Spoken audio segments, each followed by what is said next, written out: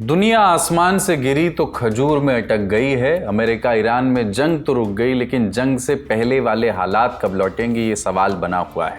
डर ये भी है कि कहीं जंग ही लौट कर ना आ जाए। डोनाल्ड ट्रंप को सुनिए तो कहेंगे कि ईरान हार चुका है, सारे पत्ते हमारे पास हैं। फिर ईरान ललकारता है तो ट्रंप के हाल हमारी बिल्ली और हमी से म्याऊं वाले हो जाते हैं। ईरान है कि झुकने का नाम नहीं ले रहा, तो ऐसे कैसे चलेगा और कब तक चलेगा, इस पर आज बात करेंगे। बात एक ऐसे देश के रक्षा मंत्री की भी करेंगे, उनकी कहानी भी सुनाएंगे जिन्होंने एक आतंकी हमले के वक्त अपनी हिफाजत के लिए खुद बंदूक उठा ली और अपनी मौत से पहले कुछ आतंकियों को ढेर भी कर दिया। नमस्कार, मैं हूं कुलदीप और आप देख रहे हैं लल्लन टॉप का अंतर्राष्ट्रीय प्रसंगों से जुड़ा रोजाना का कार्यक्रम दुनियादारी। Brought to you by Sensodyne K। Candid dusting powder, 4 skin problems का एक expert solution. Candid dusting powder, हटा खुजली, लगा कैंडिड। 25 अप्रैल को ईरान के विदेश मंत्री अब्बास अरागची पाकिस्तान की राजधानी इस्लामाबाद में थे। उनके पहुंचने से पहले व्हाइट हाउस ने कहा था कि अमेरिका भी अपनी एक टीम इस्लामाबाद भेजेगा, जिसमें ट्रंप के खास दूत स्टीव विटकॉफ और उनके दामाद जैरेड कुशनर शामिल होंगे। इन खबरों के बाद उम्मीद जगी कि शायद दोनों डेलीगेशन एक ही शहर में हो, उनकी मुलाकात हो जाए, लेकिन ऐसा नहीं हुआ। अरागची पाकिस्तान के सीनियर लीडर से मिलने के बाद उसी दिन ओमान के लिए निकल गए। अरागची की रवानगी के करीब 1 घंटे बाद ट्रंप ने बताया कि उन्होंने अपनी टीम का दौरा रद्द कर दिया। बोले कि इसका मतलब ये नहीं है कि जंग फिर से शुरू हो रही है। ट्रंप का दावा था कि ईरानी लीडरशिप में अंदरूनी कलह है, वे किसी भी प्रस्ताव को लेकर के एक मत नहीं है, उन्हें खुद नहीं पता कि कमान किसके हाथ में है। अगर वे बात करना चाहते हैं तो बस एक फ़ोन करें। ट्रंप का तर्क था कि अमेरिकी टीम के सफ़र में बहुत वक्त और पैसा बर्बाद होता, बदले में कोई ठोस नतीजा निकलता नहीं। ट्रंप ने यह भी दावा किया कि दौरा रद्द करने के महज 10 मिनट के भीतर ईरान ने एक नया और कहीं बेहतर प्रस्ताव भेजा, लेकिन वो काफ़ी नहीं था। वैसे ये तय नहीं था कि कोई आमने सामने की बातचीत होगी ही। व्हाइट हाउस का दावा था कि ईरानियों ने इन पर्सन मीटिंग की, आमने सामने की मीटिंग की गुजारिश की थी, लेकिन ईरान की सेमी ऑफिशियल मीडिया ने इसे खारिज किया था। ईरानी लीडर्स भी बार बार कह रहे थे कि अमेरिकी ब्लॉकेड के बीच बातचीत नहीं हो सकती। ईरानी राष्ट्रपति मसूद पेजेश्कियान ने पाकिस्तानी प्रधानमंत्री शहबाज शरीफ को फ़ोन पर कहा है कि बातचीत की ज़मीन तैयार करने से पहले अमेरिका को ऑपरेशनल रुकावटें हटानी होंगी। बताया जा रहा है कि एक दिक्कत ये भी थी कि ईरानी नेगोशिएटर्स को स्टीव विटकॉफ पर बिल्कुल भरोसा नहीं है।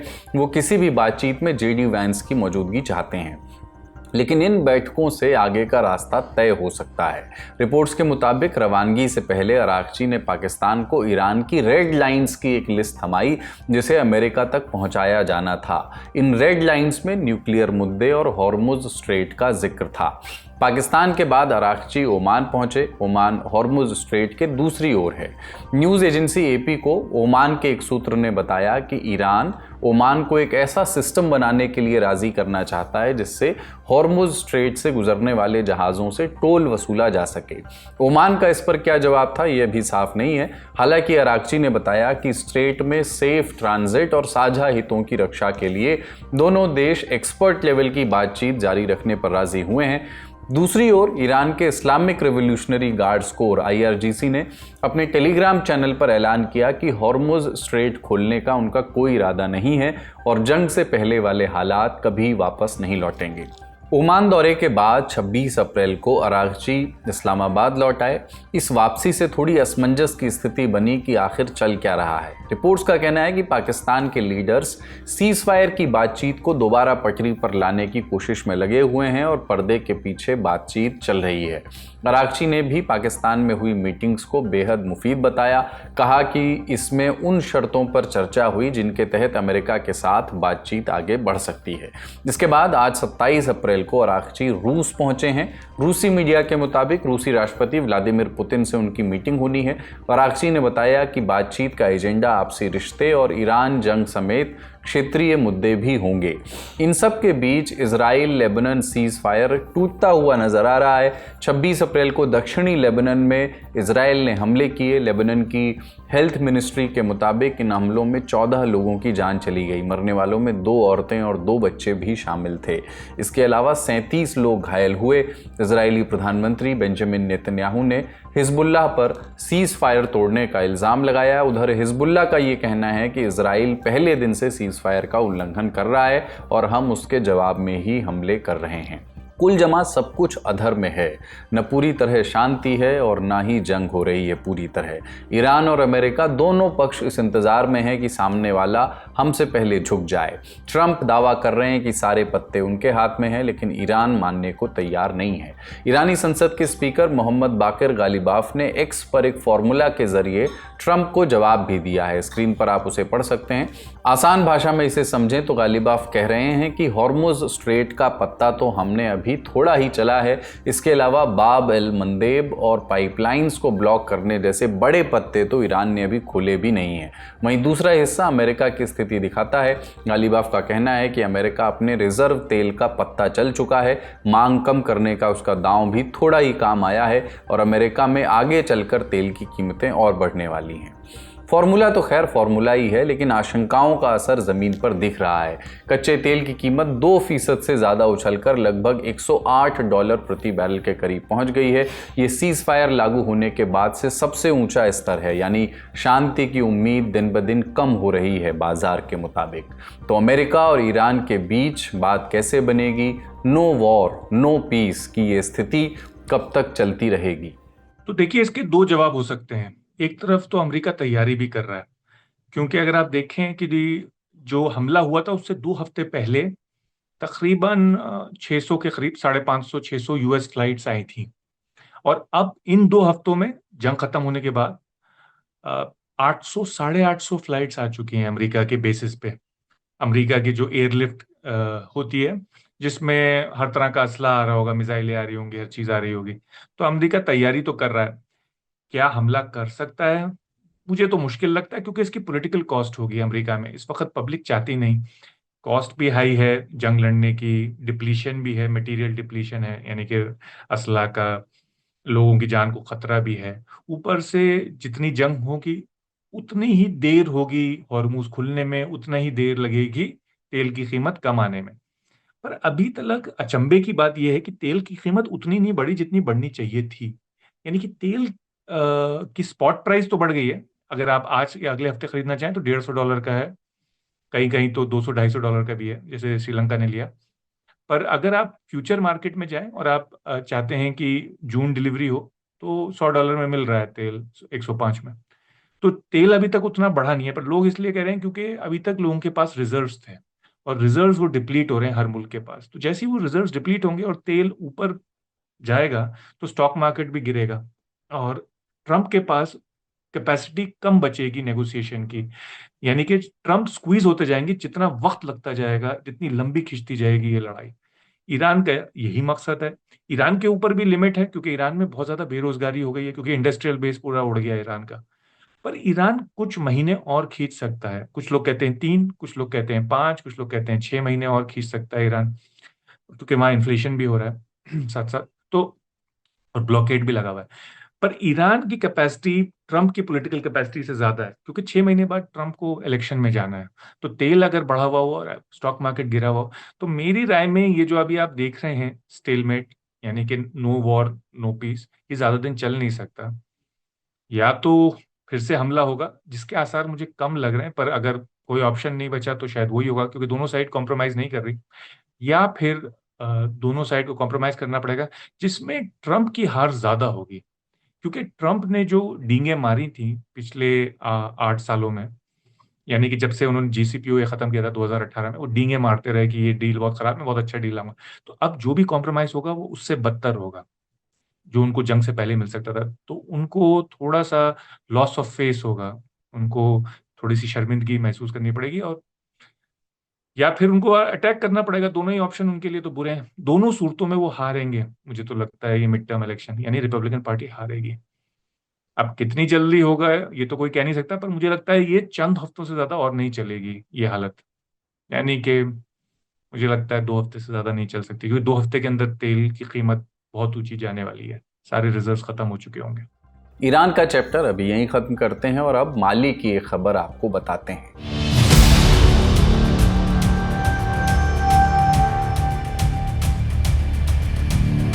उन्होंने खुद हमलावरों की गोलियों का सामना किया और कुछ को मार भी गिराया। 26 अप्रैल को अफ्रीकी देश माली के स्टेट टीवी पर यह जानकारी दी गई।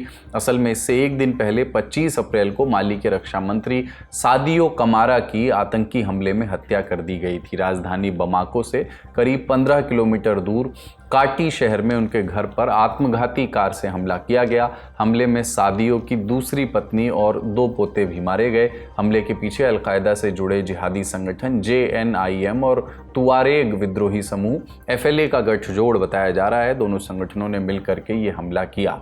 इस हमले के साथ ही देश के कई हिस्सों में भी हिंसा भड़क गई। बमाको, गाओ, किदाल और सेवरे समेत कई शहरों में गोलीबारी और धमाकों की खबरें आईं। माली में पहले से ही अलकायदा और इस्लामिक स्टेट जैसे आतंकी संगठनों और नॉर्थ के अलगाववादी विद्रोहियों से लड़ाई चल रही है। अलगाववादी कई साल से उत्तर माली में अपना अलग देश बनाना चाहते हैं, जबकि अलकायदा और इस्लामिक स्टेट से जुड़े आतंकी 10 साल से सरकार के खिलाफ लड़ रहे हैं। ताज़ा हमलों के बाद तुआरेग विद्रोही संगठन FLA ने उत्तरी शहर किदाल पर कब्जा करने का दावा किया है। FLA का कहना है कि किदाल अब पूरी तरह उनके कंट्रोल में है। हालांकि माली की सेना का कहना है कि किदाल समेत कई इलाकों में अब भी ऑपरेशंस जारी हैं और हमलावरों को खदेड़ा जा रहा है। विद्रोहियों ने यह भी दावा किया है कि एक समझौते के तहत माली सेना और उसके रूसी सहयोगियों को शहर छोड़ने की इजाज़त दी गई है, लेकिन इसकी आधिकारिक पुष्टि नहीं हुई है। किदाल को माली का रणनीतिक रूप से बेहद अहम शहर माना जाता है। ये लंबे समय तक तुआरेग विद्रोहियों का गढ़ रहा है, जिसे माली सेना ने नवंबर 2023 में रूस के समर्थन से दोबारा अपने कब्जे में ले लिया था। अब बात रक्षा मंत्री की करते हैं। सादियो कमारा माली की सैन्य सरकार के सबसे प्रभावशाली नेताओं में से थे। पेशे से सैन्य अफसर रहे थे और लंबे समय तक सेना में सेवा देने के बाद रक्षा मंत्री के पद तक पहुंचे। 2020 और 21 में हुए सैन्य तख्तापलट के बाद उनका कद तेजी से बढ़ा, सत्ता के केंद्र में आ गए। रक्षा मंत्री के तौर पर उन्होंने माली की डिफेंस पॉलिसी तय करने में अहम भूमिका निभाई। कमारा को माली और रूस के बीच बढ़ते सैन्य संबंधों का सबसे बड़ा सूत्रधार माना जाता था। उनके कार्यकाल में माली ने फ्रांस और पश्चिमी देशों से दूरी बना करके रूस के साथ सहयोग बढ़ाया। एक्सपर्ट्स के मुताबिक वे केवल रक्षा मंत्री ही नहीं बल्कि सैन्य शासन के सबसे ताकतवर चेहरों में शामिल थे। बड़ी खबरें यहीं तक, अब बारी है सुर्खियों की। भारत का सबसे भरोसेमंद Saluja gold TMT bars. Saluja gold TMT। अब सही पकड़े हो कॉन्ट्रैक्टर बाबू, मजबूती सब कुछ है। 25 अप्रैल को वॉशिंगटन में डिनर के दौरान डोनाल्ड ट्रंप की मौजूदगी में हमला करने वाला आरोपी की आज कोर्ट में पेशी होगी। आरोपी की पहचान 31 साल के कोल टॉमस एलन के तौर पर हुई है। एलन कैलिफोर्निया का रहने वाला है। हमले के दौरान उसने एक सीक्रेट सर्विस एजेंट पर गोली भी चलाई थी। एलन के खिलाफ अभी तक आधिकारिक तौर पर केस दर्ज नहीं हुआ है, लेकिन वॉशिंगटन की टॉप फेडरल प्रोसिक्यूटर जेनीन पीरो ने कहा कि उस पर सरकारी अफसर पर हमला और हिंसा के दौरान हथियार इस्तेमाल करने जैसे आरोप लगाए जाएंगे। वहीं एक्टिंग अटॉर्नी जनरल टॉड ब्लैश ने कहा कि उस पर हत्या की कोशिश जैसे गंभीर आरोप भी लग सकते हैं। जांच अभी जारी है। 25 अप्रैल को हिल्टन होटल में सालाना व्हाइट हाउस कॉरेस्पॉन्डेंट्स डिनर चल रहा था, तभी अचानक से गोलियां चलने की आवाज़ आई थी। इससे डिनर में अफरा तफरी मच गई। लोग मेज़ों के नीचे छिपने लगे और सुरक्षा एजेंसियों ने तुरंत बड़े अधिकारियों को वहां से बाहर निकाल लिया। ट्रंप को भी गोली चलने के तुरंत बाद वहां से हटा दिया गया, उपराष्ट्रपति JD वैंस को भी। अधिकारियों के मुताबिक आरोपी ने होटल के अंदर एक चेक पॉइंट पर सीक्रेट सर्विस एजेंट पर शॉटगन से गोली चलाई, लेकिन तुरंत उसे पकड़ लिया गया था। अमेरिकी अधिकारियों का कहना है कि आरोपी को सुरक्षा घेरे के अंदर ही काबू पा लिया गया, लेकिन इस घटना ने फिर से ट्रंप और अन्य नेताओं की सुरक्षा को लेकर के चिंता बढ़ा दी है, खासकर इसलिए क्योंकि ट्रंप 2024 के चुनाव अभियान के दौरान 2 बार हमलों का सामना कर चुके हैं। हमले के बाद 26 अप्रैल को ट्रंप ने आरोपी को काफ़ी बीमार मानसिकता वाला इंसान बताया और कहा कि उसके परिवार ने पहले ही पुलिस को उसके बारे में चेतावनी दी थी। घटना के दौरान ट्रंप, फर्स्ट लेडी मेलानिया, उपराष्ट्रपति JD वैंस और कैबिनेट के सदस्य समेत सभी को तुरंत बाहर निकाल लिया गया। ट्रंप, जो पहले इस मीडिया डिनर का बहिष्कार कर चुके थे, अब चाहते हैं कि इसे 30 दिनों के अंदर दोबारा आयोजित किया जाए। व्हाइट हाउस कॉरेस्पॉन्डेंट्स एसोसिएशन की अध्यक्ष वेइजिया जियांग ने बताया कि बोर्ड आगे का फैसला करेगा। आरोपी के बारे में ज़्यादा जानकारी अभी सामने नहीं आई है, लेकिन सोशल मीडिया के मुताबिक वो पहले C2 एजुकेशन नाम की एक टेस्ट प्रेप और ट्यूशन कंपनी में काम करता था।